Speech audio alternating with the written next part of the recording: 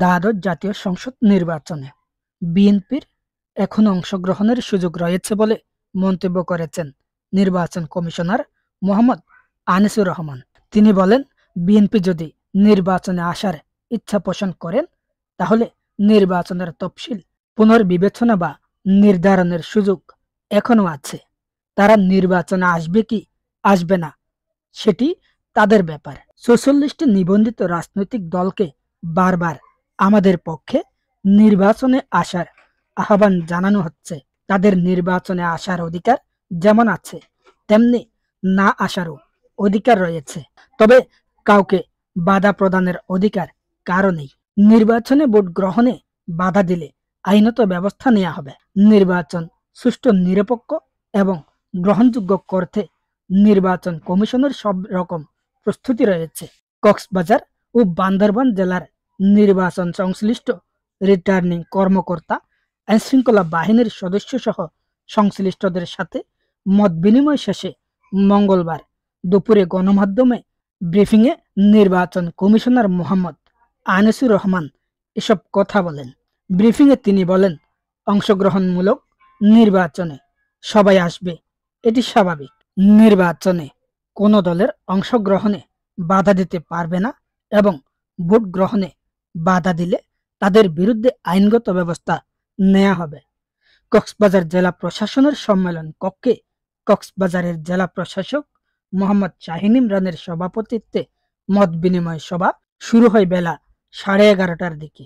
টানা 3 ঘন্টার চলা বৈঠক শেষ হয় 2:30টায়। বৈঠক শেষে গণমাধ্যমে নির্বাচন কমিশনার মোহাম্মদ আনিসুর রহমান বলেন, একটি সুন্দর, অবাধ, সুষ্ঠু এবং শান্তিপূর্ণ নির্বাচন আয়োজনের জন্য এই বৈঠক।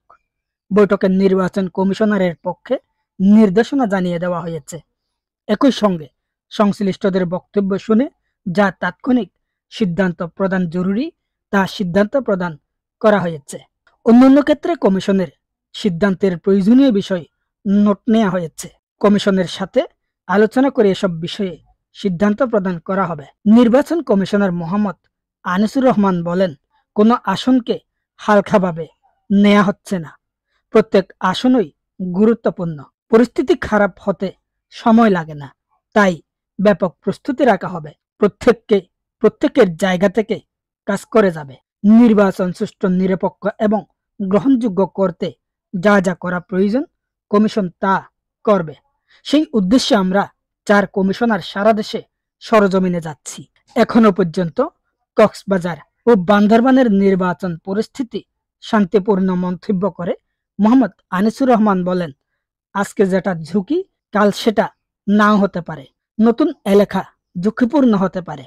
এটা রিটার্নিং কর্মকর্তা, সহকারী রিটার্নিং কর্মকর্তারা পর্যবেক্ষণ করে কোনটা অধিক ঝুঁকিপূর্ণ, মাঝারি ঝুঁকিপূর্ণ, কম ঝুঁকিপূর্ণ তা নির্ধারণ করবেন এবং প্রয়োজনীয় ব্যবস্থা নেবেন।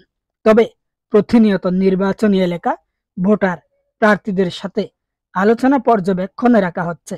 কোনো পরিস্থিতি তৈরি হলে তা সিদ্ধান্ত প্রদানে সংশ্লিষ্টরা বদ্ধপরিকর। অবাধ, সুষ্ঠু, গ্রহণযোগ্য নির্বাচন করার জন্য যত রকমের পদক্ষেপ দরকার এবং নিরপেক্ষতার সাথে দায়িত্ব পালন করে তারা আমাদেরকে অবাধ, সুষ্ঠু, নিরপেক্ষ একটা নির্বাচন, গ্রহণযোগ্য একটা নির্বাচন করবেন।